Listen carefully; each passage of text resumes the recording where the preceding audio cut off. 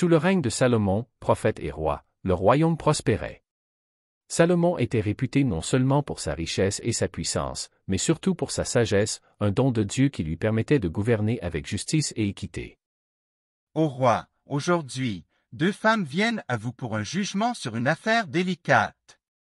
Elles prétendent toutes 2 être la mère du même enfant. Le roi dit: Faites-les entrer. Nous verrons où se trouve la vérité. Dans un petit village, 2 femmes mènent des vies contrastées. La première femme, en bleu, vit pour son nouveau-né malgré les défis de la vie. La deuxième femme, en rouge, souffre profondément de la perte récente de son propre enfant. Leurs destins, bien que différents, sont sur le point de se croiser de manière dramatique.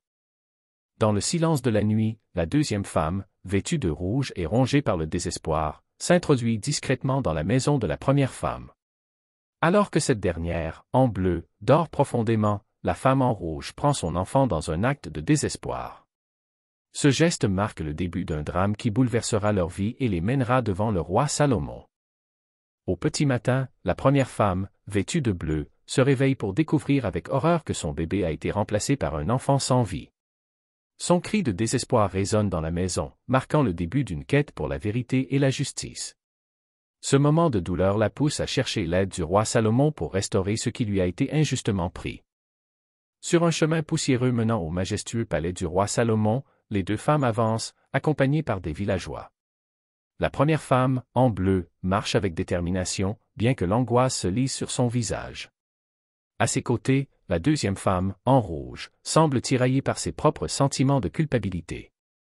Le palais, baigné de lumière, se dresse à l'horizon, symbolisant l'espoir de justice qui les attend. Les femmes sont présentées devant Salomon. Chacune raconte son histoire, avec des émotions intenses.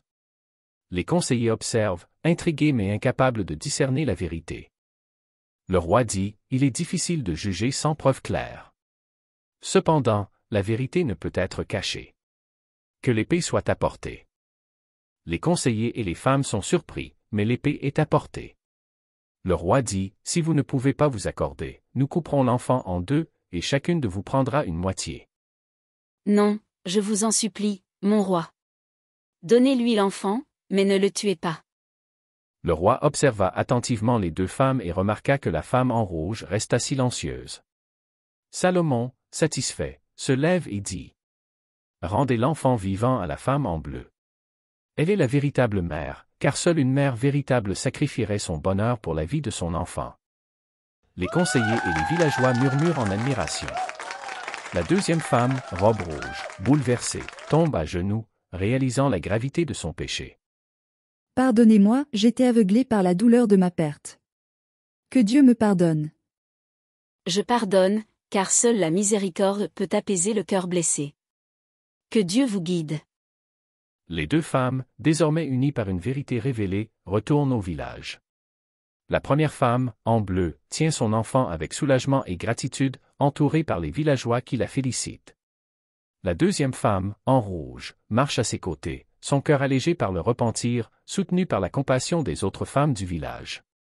Le soleil se couche, baignant le village d'une lumière dorée, symbolisant la paix et la réconciliation qui règnent à nouveau.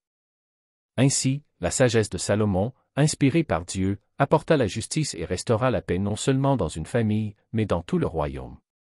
Car la vraie justice, celle qui vient de Dieu, ne connaît ni mensonge ni tromperie.